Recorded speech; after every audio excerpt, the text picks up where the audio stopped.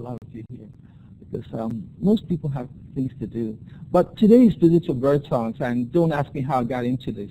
But we will take you through some titles today, and let's see if I can get this to work for me.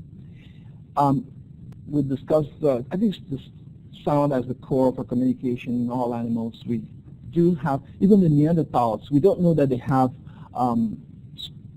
developed speech, but they somehow had a way of saying, hey, come, let's eat, you know, come, let's go hunt, or stay away from me. We're going to look at what the similarities are in the anatomy between the humans and birds in terms of our vocal organs. And we teach you a little bit of physics today, you know, in terms of what it's all about. Fred has some physics equipment out there, and you should feel free. I'll try to save some time for you to try your voice lessons, and you get to see the patterns that you generate. So to be hands-on for a while, and then we'll end up with the mathematical models. That, I hope, will keep us all moving. All right, so what do we know? Let's talk about what else we have in common with birds. Vision. Vision. Birds see better than human beings. You know, if we have, you know, the rods and cones in the human eye, the birds have about roughly 10,000, or let's say 10 times more than human beings. So they're able to have sharper vision, like eagle vision. Yeah, they can see much better, and their brains have the similar anatomical wiring. The brain, the way the brains are, brain nuclei are interconnected. Birds and human beings have the hub nodes, what they call the hub nodes, and those hub nodes are connected to other parts of the brain to control whatever we do. Birds are just as similar. And larynx. We have ours at the top of the trachea, but the birds have theirs at the lower section. And we're going to see a picture of that now. And so how do we produce sounds? We just puff air through the vocal tract, and for human beings we have the jaws and the lips and the nasal cavities, and I can change my tone, you know, by making those articulations, changing some structures, that you can change the nature of the sound. The birds have awesome facilities, air sacs everywhere. You get to see some of that, and then we'll actually note that birds and humans share vocal learning. Just like little babies have to learn to talk by listening to you, birds actually learn to sing by listening to bird songs. So, and let's move on and see what's going on here. So we say that we have shared basic needs. Emotional voices, I feel good, oh happy day, wellness. They have the one that say, come on, let's go party, or eat, feed. And so you have all that, come on, let's go hunt. And you get to hear some of it now, just don't laugh too much.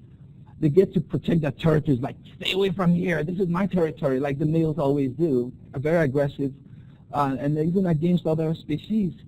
They maintain contact, they have calls that bring them together. When they go in a flock, they make some chip, chip sounds, and they go together, keeping track of everyone.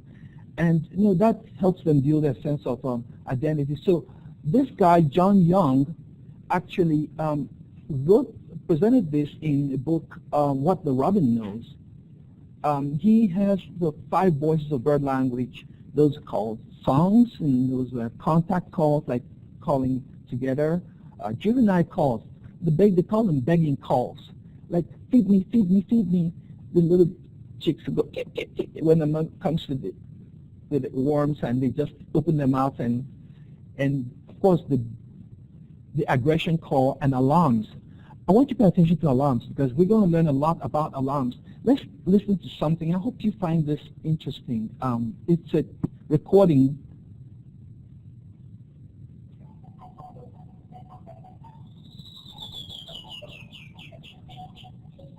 This is California Bird Talk. I'm Rusty Holmes.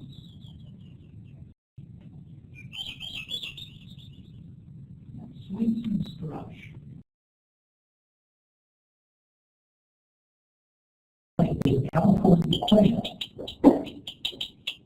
or this breathing pheasant, or even the common domestic chicken that are the champions of calls. These birds are largely ground-dwelling. They forage together, they're territorial, and they live in structured, highly social flocks. They're around each other all the time and have a lot to communicate. I'm here. Where are you? Food over here. Scramble, predator. I'm brooding over here. Back off. And more. A domestic chicken, at least when it's not kept in a tiny cage in a warehouse, may use up to 18 different calls.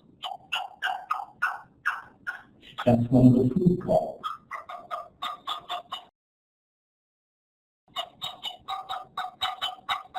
That's a predator on the ground alarm call. And that's a warning of a predator flying in. Important information. And if they don't have true songs, the males certainly have an equivalent, even if it's not how a songbird would start the day.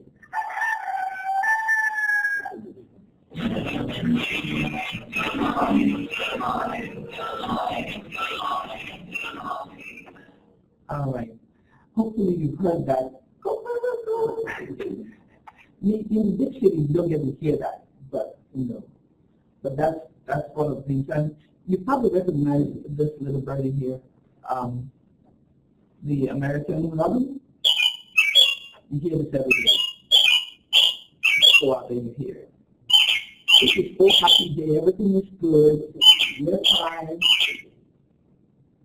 And for the killdeer, that's the killdeer bird. This is when it's chasing a predator. Just calls the rest of them and come on, let's go find the person. So maybe to give you an idea of what kind of calls we're going to be experiencing. Now, let me kind of show you something else. This. And you see, you have the waveforms. And here, what we have shown here is that this is a sonogram that shows you frequency of the song, the voice pattern, and in time. It's going to. This is a time axis. That's a frequency axis. But see the brightness here? That tells you how intense it is. It's the brightness. So there are three things showing here: the power, intensity, in terms of which frequencies are dominant. So I'm going to play this. This is American Robin, typical song that you just heard, but let's see if we...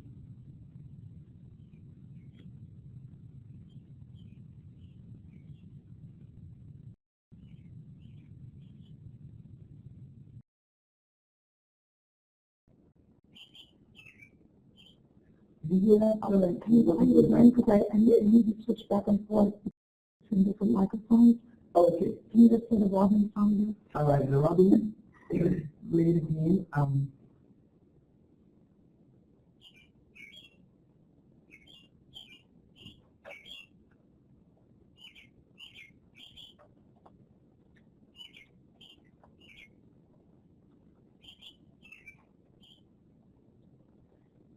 So notice that there are many breaths. It takes oxygen air. There's some kind of breath between these.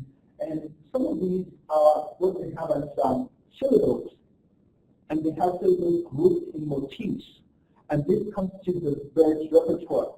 And you can have different repertoires in the program, depending on what it's trying to do. It's trying to win a mate or something like that. So the sonogram is a very important tool in understanding, analyzing the bird song. So I hope that we can. Now, I want you to pay attention to the next song, the same Robin, When There's Danger.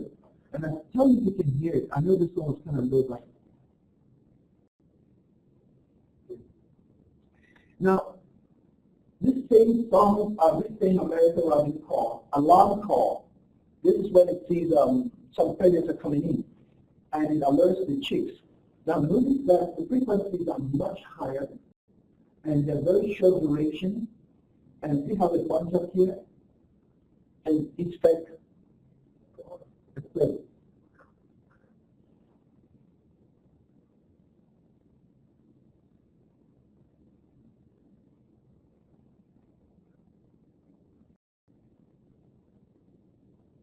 I bet you didn't hear it.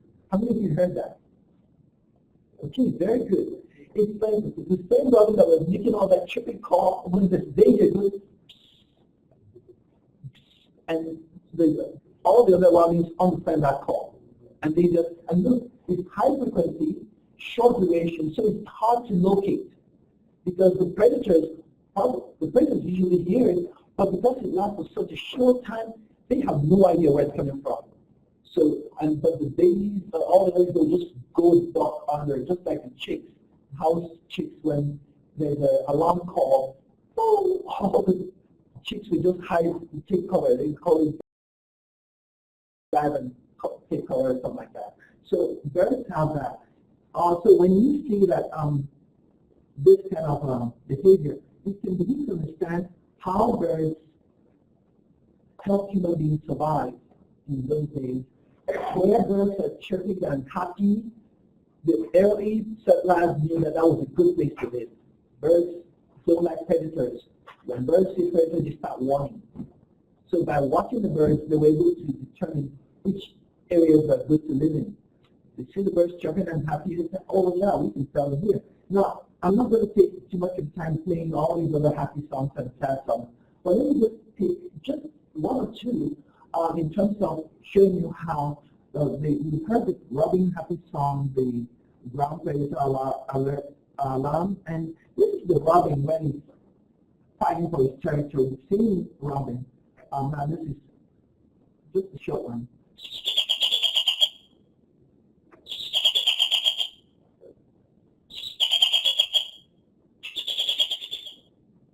So when you hear that, you know the robin is out to fight. It's like, and then this one is when there's a near nest predator, like where it's nesting and it wants to water a dry lot.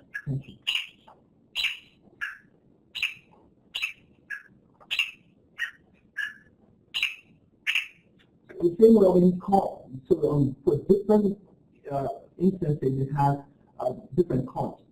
So but the yellow throat, how many of you are familiar with birds' yellow throat? Yellow throat. It's very small, it's yellow.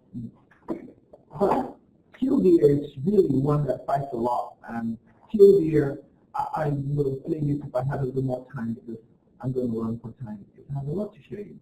But I will play some of these later on. So let's look at the comparison between us and birds. And so, generally speaking, in production, sound production, which we call speech, you see that we sort of an air pressure disturbance. It's the larynx or the syrinx, and travels through the medium, such as air, and these can now be adjusted, modified by the use of the vocal articulators like your tongue, your jaw, and lips, and so on. So we're not going to talk about hearing today because this would be another lecture. It's not, we cannot really get it in. But look at the human anatomy, and you can see that the larynx is down up here, and that's the tracheal tube here. You see that the voice box, right? Okay. What about birds? Well, for the birds, I actually downloaded this applet and froze it from the Cornell lab. Cornell has a very developed ornithology lab. You can learn a lot by going there and looking at all kinds of bird songs, kind of things you want to learn about birds. But if I could step out here for a second, what I did was to look at this outline of the bird, and it shows you the upper vocal tract. And here you have the bronchial tubes, like a Y-shaped branching going to the two lungs, right? So there's the orange colored one. And so you can see that somewhere here between the trachea and the bronchi, there's that syrinx, the voice box. That's the vocal organ of birds. Ours is up here, theirs is down there. And all of these things, you can look at the I don't know if it's not coming out very clear, but you can see that there are air sacs. You have the posterior, the anterior, the abdominal air sac, and even the cervical air sac. There's so many air sacs around the bird that it can use to generate enough pressure to sing. So, if you go there, you can look at this and click on respiratory, and it will show you. Once you check any of these boxes, it tells you what it is on the bird. Very nice in case you want to go learn more about it. But basically, the syrinx is a bird vocal organ. It's basically a bony structure where the air is forced across the membranes, and what you find is that the bird can control the pitch and volume by changing the tension on of vibrating the labia and the force. Think of it this way. If you watch me a little bit, I'm going to puff some air. It's more in the pressure until I open my lips. So by opening, that syrinx can control the pressure in here. When it's in a certain orientation, it has the pressure from the bronchi. But when it releases the pressure, it becomes the atmospheric pressure.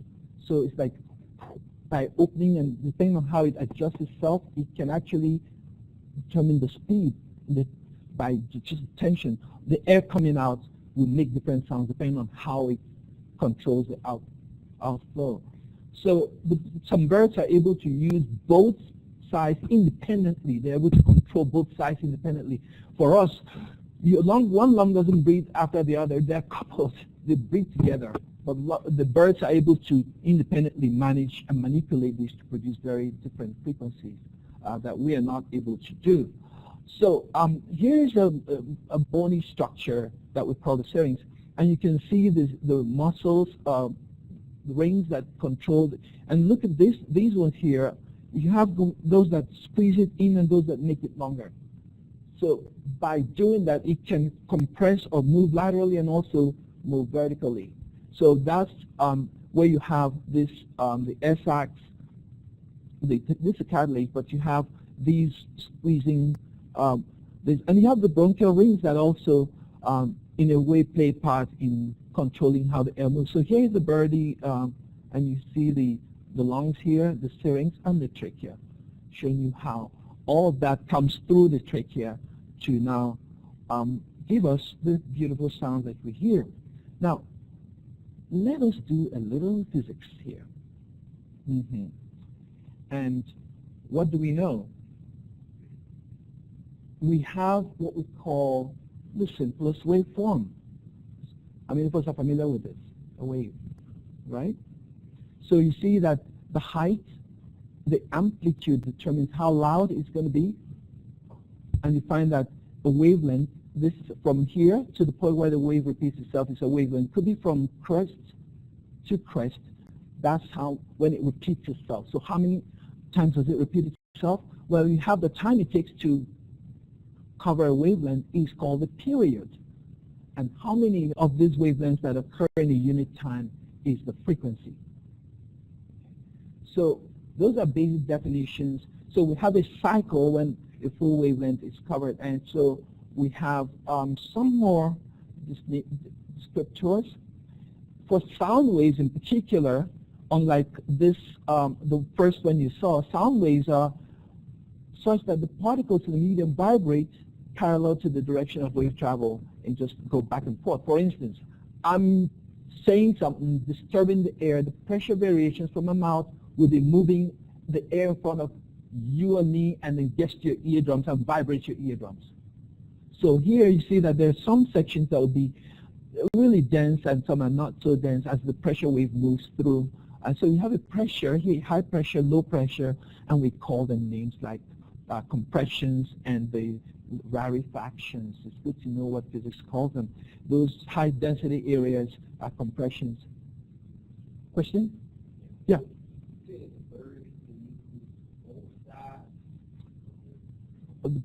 The lungs. Yeah. Yes. Yeah. Okay. So when you try to represent these in terms, this is the sinusoidal wave. If you spotted sine curve. That's a beautiful sinusoidal wave. It's the simplest of all the waveforms, but we can, according to Joseph Fourier, he showed that you can add up these sinusoids to get something that's more complex. The more of them you stack up, you can get, depending on how you add them in terms of amplitude and frequency and wavelength, you can actually get more complex waves coming out of this little thing here. So if you take this one and say, okay, say we have a tuning fork that is designated as 200 hertz, the frequency, and you strike it, you get a very, this is done with a Fourier, what we have a model here, Fourier transform, fast Fourier transform of that, just showing you all the frequencies, the dominant frequencies. So instead of looking at counting how many of these, you just see that this has a spike. The maximum amplitude is occurring somewhere around 100 hertz. So this would be a fast Fourier transform that shows you the relative amplitude of the waveform. And so it will have a complex situation like this one. You see, you have different spikes at different locations telling you that this system is going to have resonant frequencies. What's resonance? When you get a system to vibrate as a result of some input to it, every system vibrates at its natural frequency, but when you can get it to vibrate at its natural frequency by some other source that matches it, then it really gets really loud. That's when you say it's resonating with the source. So the driver will make it, so this could be, I generated this in the lab by using those things in the back there. If you have strike tuning forks together on that order and strike them at the same time, you get that kind of complex behavior. Now, one thing we also know is that, remember the trachea?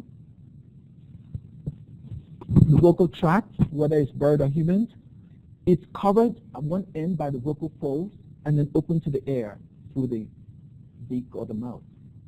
So we can model that vocal tract as a tube. This is just a tube, open at one end and close at the other end. So sound waves come in here and they bounce off here and they keep bouncing back and forth and set up what we call standing waves. So, well, fortunately, or unfortunately, or fortunately, this is a selector. Not all the frequencies are going to be present. The only things that come out here will be the frequencies that are odd multiples of the fundamental, the basic frequency. So you have the basic frequency of oscillation we call the fundamental frequency, and that's the fundamental frequency, but only multiples of that, 3 times of that, 5 times of that will appear with this. Unlike a string, a guitar string has all the frequencies present. But if you pick up a bottle of water and blow on it, it's more like this. It doesn't make good music. Okay. So because it's, and so the vocal tract behaves like an acoustic filter. Acoustic filter. So this is showing you that of all the frequencies that are possible here, only a few can be selected. What a filter does is to select some frequency, some material and let others pass through. That's what a filter does. So it does for us what other filters do to filter out the chaff from the main stuff. And so I'd like you to think about this when you look at the next slide, which is going to tell us a little video. Now, the Birdsongs that I played for you, when you run the Birdsongs through this fast Fourier, we took a picture of this off of the computer to show you what really happens. This is a yellow throat, typical song of yellow throat.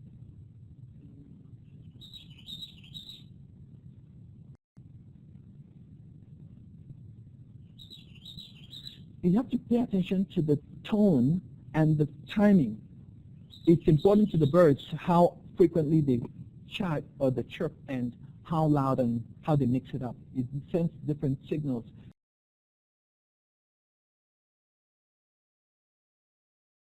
To analyze and find out the dominant frequency, so you can please play the miniature.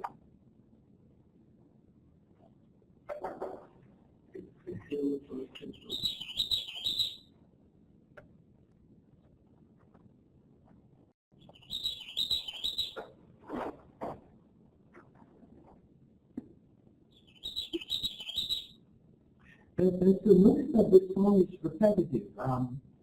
It creates this syllabic grouping and runs it over and over again. The canary is very, we call it phrasing.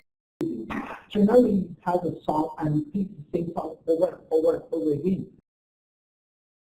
It's phrasing, and most of the birds don't phrase as much, but when next you hear them, check to see if they're phrasing or not. All right, I need to get you to begin to do something with it, so let's dive into the physics and the mathematics of it. I'm sure many of you can't wait. My students have a lab course in understanding oscillating springs. So you have a spring and you load some mass to it and you let it oscillate back and forth. Okay. So this, what you're going to be seeing is equations of the behavior of that, the way the avian organ, or avian vocal organ behaves. What we have is that it behaves as a dynamical system. Now, what is a dynamical system? Well, the behavior, the future behavior of the system, now you all know what a dynamical system is. If what you're going to do next depends on what's happening now and what is coming, what's happening to you or what previously happened, your current state will affect and determine what the next state will be. So you never really have the same situation twice. For instance, if you have, say in the case of the avian organ, the syrinx, if you have some input from the brain says do this, and then you receive another input and says do something else, it starts from where it ended to do something new. You don't go back to the beginning. So the future behavior of a dynamic system is determined by input from the previous state and response of the system that it's interacting with and its environment. So it continuously changes. So this is how sophisticated this Syrinx is. And so when you look at it, in this case, it's a nonlinear forced neural oscillator. Neural in the sense that the brain, the forebrain nuclei of the bird sends neural spikes to actually tell the labia how to vibrate, tell the lungs, affect the respiration, the upper vocal tract, and the syrinx on how to behave. So the bird can change on the fly just because of the neural control. So we have that these muscles around the syrinx that you saw earlier can move in different shapes depending on that. Those call them physiological instructions from the brain. So this is very important because one, you find out that as the labia, what we call labia, folds of skin that are at the syrinx, when they come together, they can move apart or come together. So they vibrate. So when they are moving apart, you see down here is closed. You get the pressure will be the pressure in the lungs. But when they move apart, when they move together, just like kind of funny squeeze, when they move together, they open up and you get the pressure in the atmosphere. So the muscles are vibrating in such a way to keep forcing air with a velocity in the direction of the flow, just in one direction. So it's not like they're trying to force it down, it goes one way. And also you find that the energy transfer, because you hold energy and then release it, it transfers the energy when you build it up and then transfers it to the fold so that they don't really run out. I don't know if you understand what I mean, but if you blow and transfer it, it transfers that energy to the fold, the vibrating labia. So if they were getting tired, they get more energy from the lungs, from the bronchi, the lungs, and but here comes the neurons. The brain sends some more messages to those muscles that control the labia, as in terms of whether to stiffen. The labia muscles can stiffen and increase the tension, or they can get softer and let it just flow. So let us get a little closer to this. So we have tried to explain this. what we call restitution is the stiffness. For those of you who understand the spring, if you go buying a mattress, they say, oh, lie on it, check it out. If you like a hard mattress, you probably like the stiffer springs. If the stiffness constant is low, then it's a soft mattress. Okay. So by adjusting the stiffness, this is done by the neural control to tell it when to tighten up or when not to tighten up. And so it can actually vary the tension and vary the oscillation and frequency. Everything changes. Now, this model was developed by Mindlin and other researchers. He said that just like an oscillator, what we have in the case of a spring is here's the acceleration term and here's the stiffness of the spring. So we know that just these two here, if you have an oscillation that is not damped, it's not slowed down by anything, an ideal oscillator keeps going up, just like the sinusoid you saw, it keeps going that way.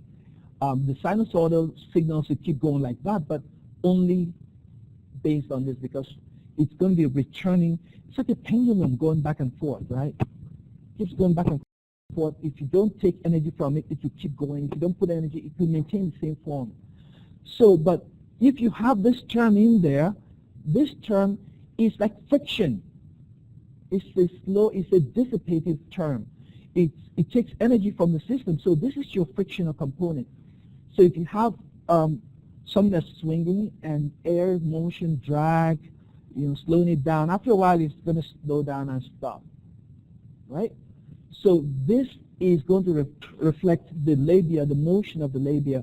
When energy flows through the labia, they're going to slow down. But you have pressure coming in, the pressures we talked about. So being a very highly nonlinear model, this is not as linear as in the case of just a spring. We find that it's actually composed of these nonlinear. So when Mindlin and Cole introduced a nonlinear first order term there, they were able to reproduce the Birdsongs. When they introduced these nonlinear components here, the equations that they got looked like those things you saw on the sonogram.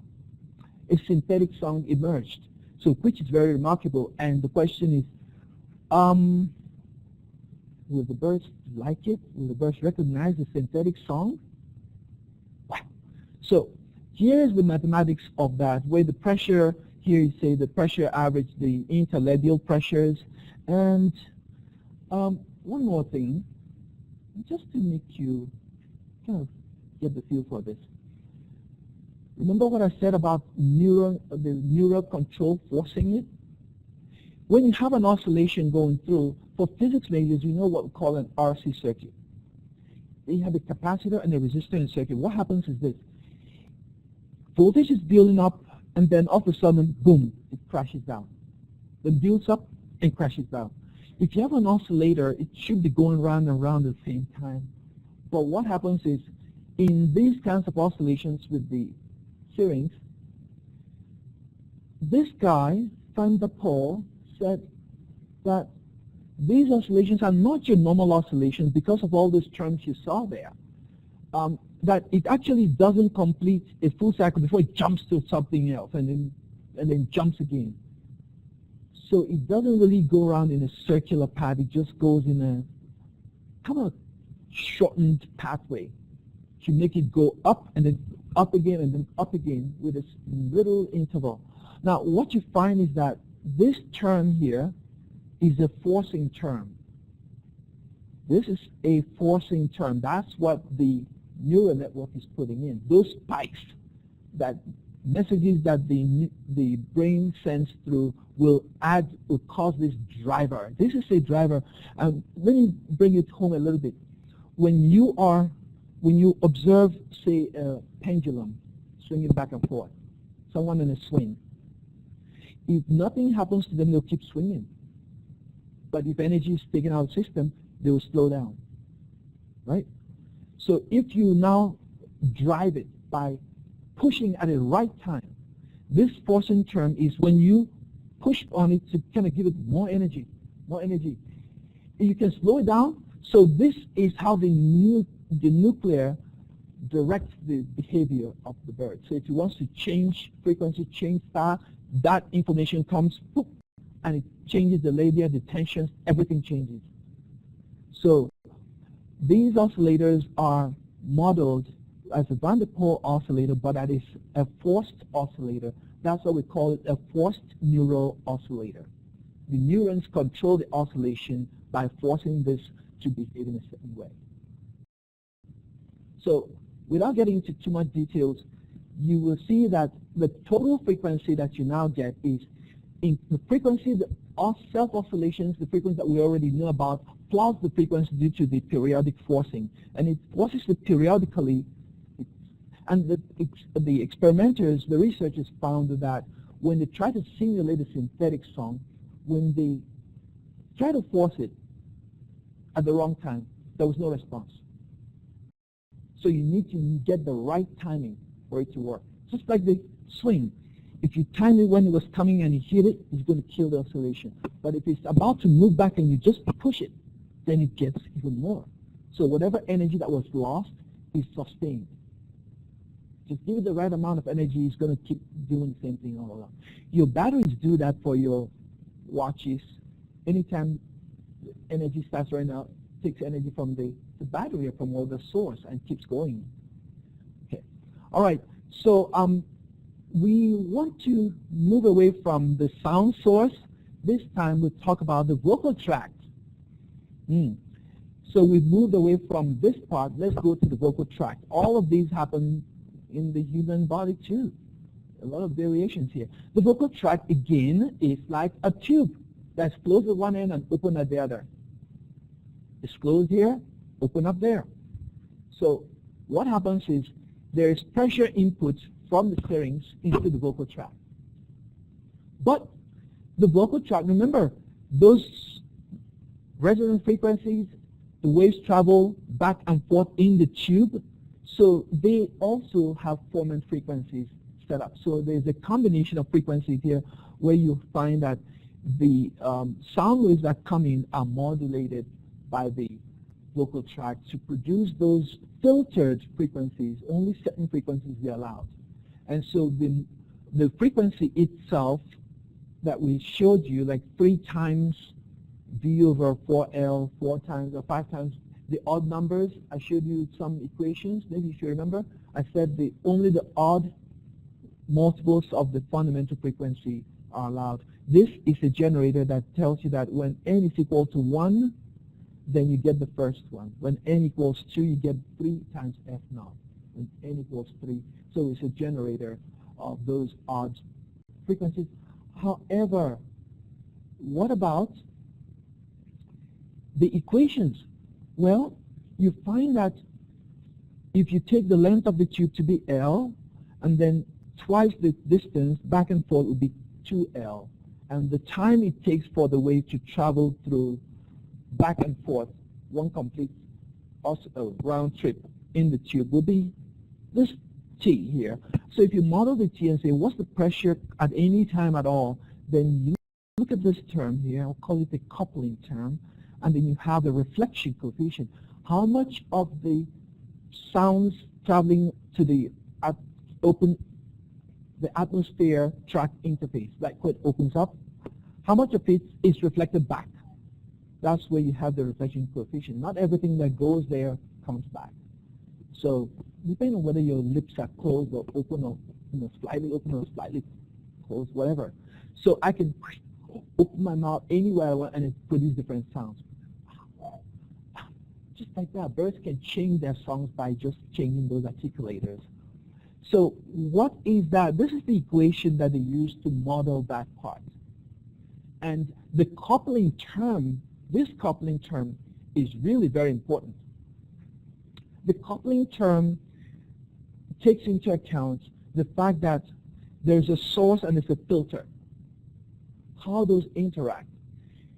What they call the source-filter hypothesis says that those two are uncoupled. They're not connected. They do things. Your lungs don't have to work with the trachea. But birds have found a way to couple them. They couple those, and they able to control the lungs independently and create all these different frequencies that you talked about.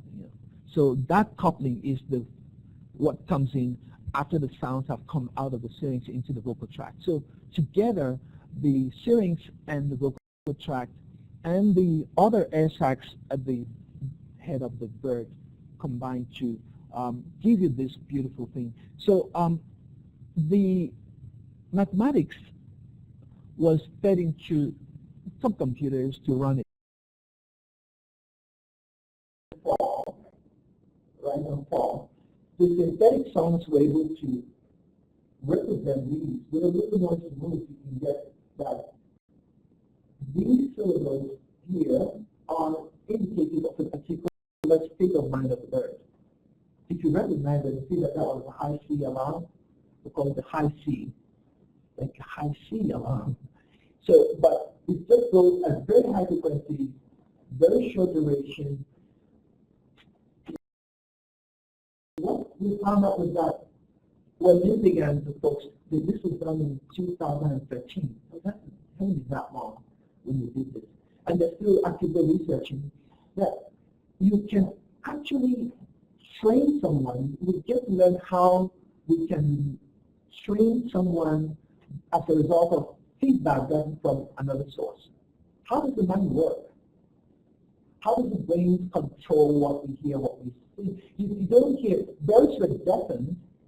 Some birds were deafened and they lost consistency of their song because they couldn't hear themselves and they couldn't hear any other birds. They forgot the song.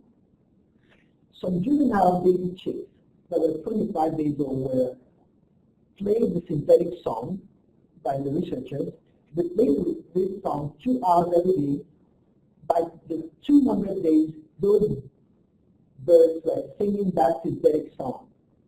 The computerized song, they didn't recognize the memorize. So the question is, how do you train the brain to actually, how do birds train their brains to understand and learn, just like human beings? If you have a child here in the United States and send that child to France, by the time he comes back at a certain age, he'll be sounding like he was raised over there.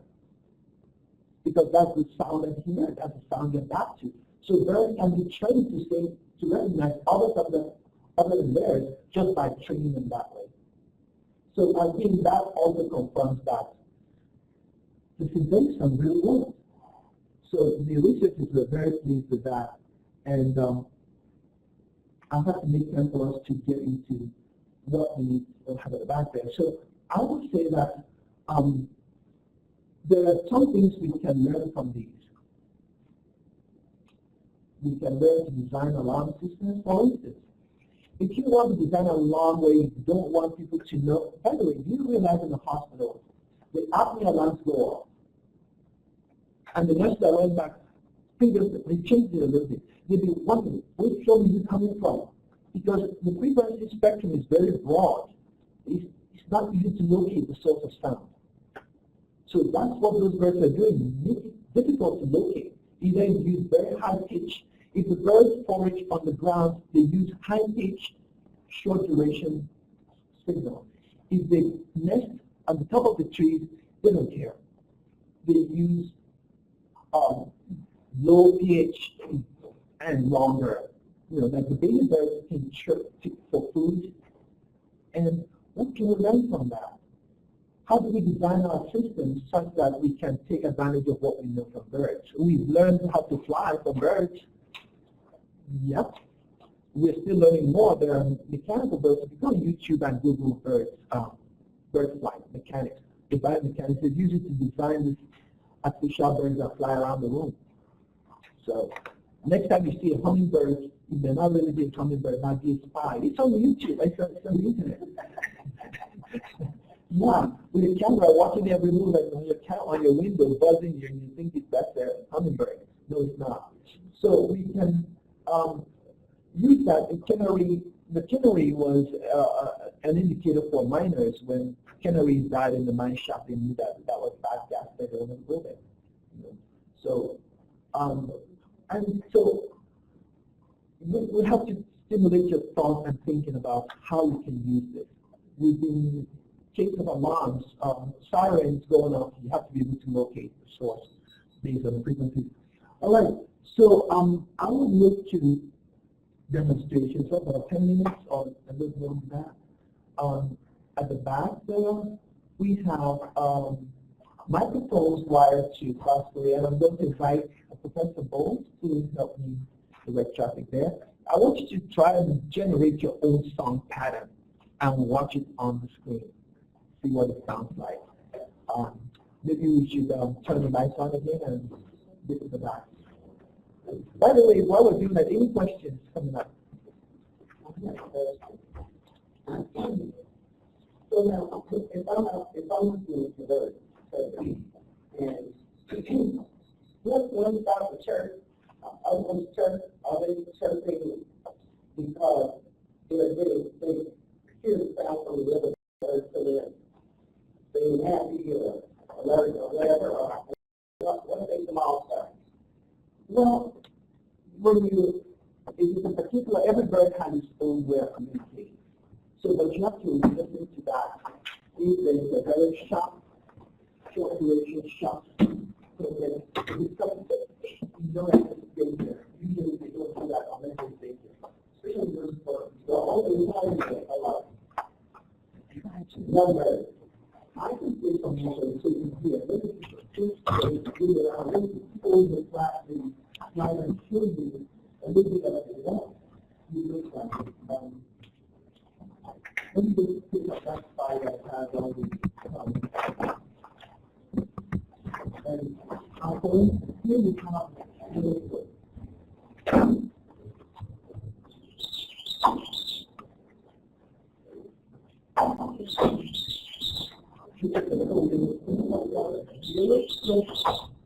Alarm when it has when it senses a predator in the area is this.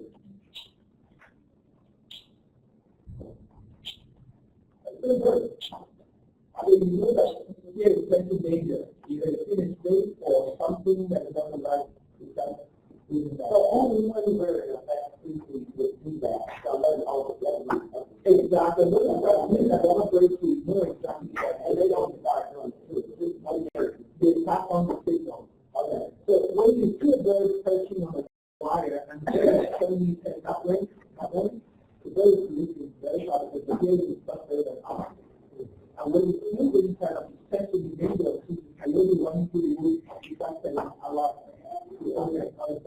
That's how the early about probably walk the bird and study the bird.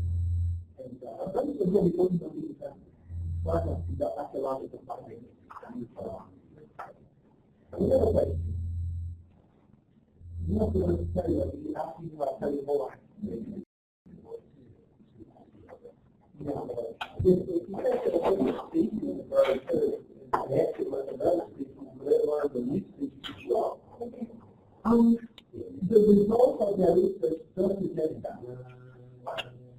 Yeah, nature, but the nurture, right? And that's because the birds are able to learn. Yeah, so if you take the baby bird and put it in the other way, it's exposed to a new song. Picks up that song. Yeah, but when you put it up in the line, it's really long. The other species will not allow for that. Yeah. Even the old species will not recognize it. You know that how? There was a novel really on the always taking bird. It's about a phenomenon. You can't say that bird car. It will fly through the song type of bird, and it will be a fact. It's a real. Now, you know the birds are very active. You can see the ultraviolet leader. So some birds are ultraviolet light. So birds can actually see ultraviolet radiation coming from somewhere, and you may not know that. So if birds can actually and so high, you see the bird, and you hear that the birds are not to say it's blue or red. They cover it up. You cover it up and you lay it in the area they fail. That's awful. Well, it's almost fine. Not all that. I mean, you can't feel, but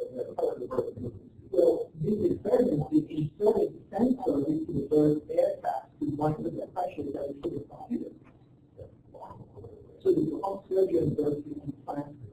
But sensors that monitor the pressure and tension in the muscles, and then use that to get all the rapid and I don't think you want to take it over there.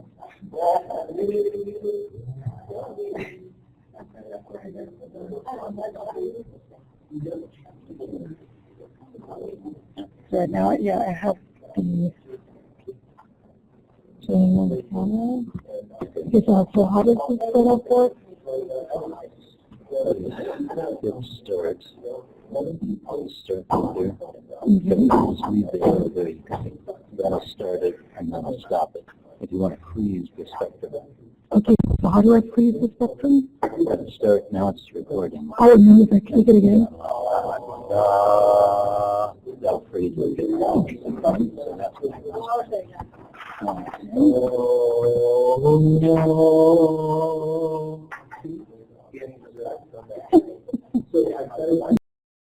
So let's see. My voice print. I hope I got this. So I'll start it. It's good. It's so much noise.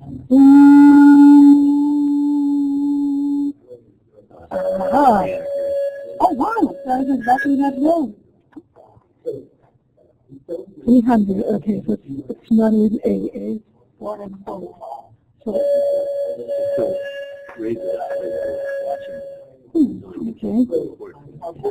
Okay. I think that's my heart is going to do that though. It's cool.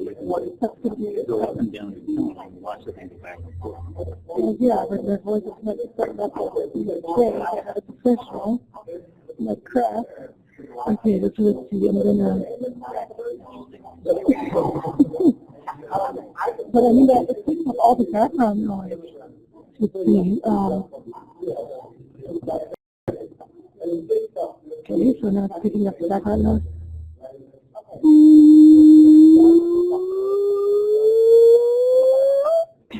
Where was I? 600.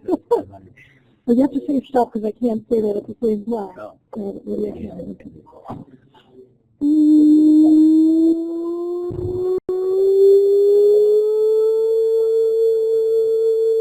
Yeah, it's probably pretty close to 440. Oh, okay, so 300 was a G then. Oh no! Okay, there's our screensaver.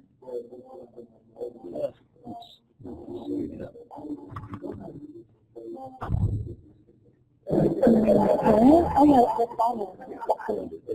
It's like 75 hertz or something. Hang on, let me just, okay, no. Do it again, I need to see it again. There we go. Yeah, it's below 100. Yeah, around 75. So that was the barefoot Cabernet Sauvignon. Wanted to drink all of them.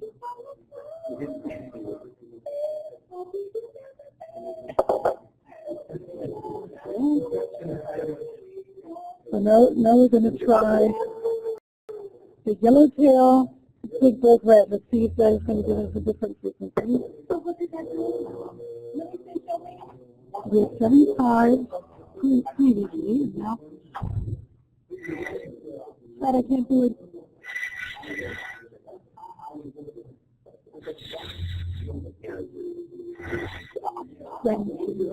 Yeah, my arm is sure. No, no, the other one. I just announced that one. Yeah. It's about the same. Yeah. Yeah, it's about the same. Maybe it's the same. Well, it's almost yeah. It's the same size. Same value. Yeah, yeah. There's actually a way to predict the frequency because it's like a simple harmonic oscillator where the spring is the air inside the main cord, and the oscillator mass is the air in the neck. Okay, yeah, just move very slowly because the screen is live. I get too choppy. Okay. You hear yourself? Yeah. Oh, I love it. Wow, it sure is choppy. Maybe explain again how you can predict the frequency of the ball. Yeah, it's a type of resonance like called Helmholtz resonance, where the oscillation of the air inside the bottle is treated like an oscillating mass on a spring, where the mass is the air inside the neck bobbing up and down. The spring is the air in the main part of the bottle, which is compressing and rarefying and compressing and rarefying. So the air in the neck simply bounces up on top of it. And it's possible to do some calculations and predict what frequency it will play. Actually, I have a video online somewhere that does that calculation. Yeah. Yeah, so in other words, what do these do? Well, if you close one end, it makes a... Oh, okay, so that's the thing. Because I had it open. Well, let's see what kind of, frequency.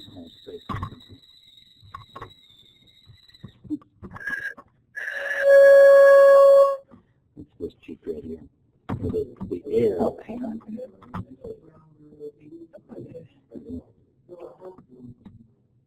Okay, here we go. So,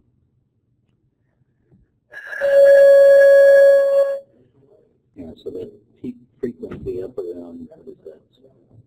570.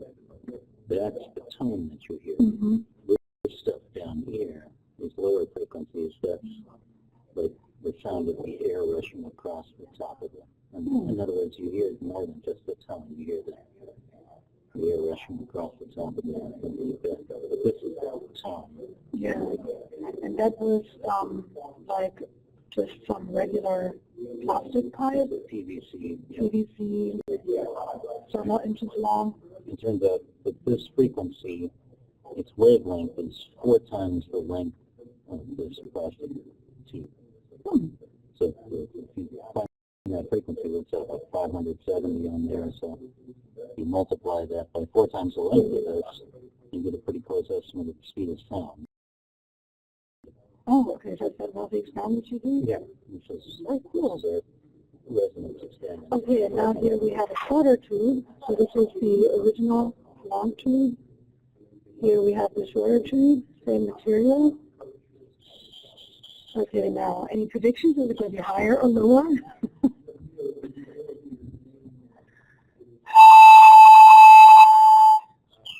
So higher frequency, it's up to, what is that, 850 or so? Yeah. So higher frequency, but shorter wavelength. In other words, the wavelength is still 4 times the length of this. So the shorter wavelength, the higher the frequency of the wave traveling at a given speed. And again, if you multiply the length of this by 4, take that frequency, multiply those two, you get the speed of sound. Okay, now for the big question, we have a little aluminum tube, right? And a plastic tube, and they're exactly the same length, right, as the PVC tube.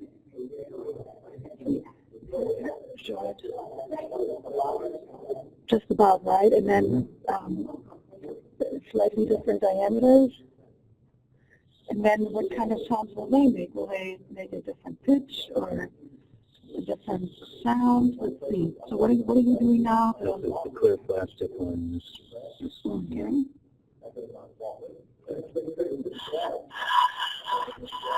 I can't even do it. Okay. I've done this before.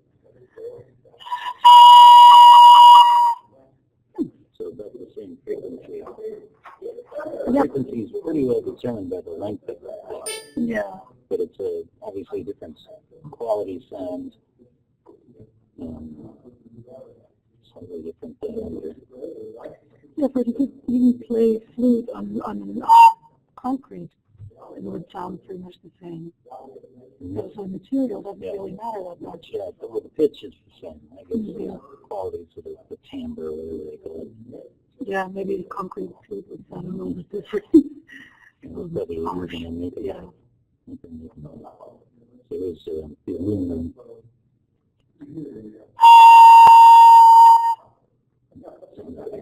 Yeah, so that's also right around 900 or 800.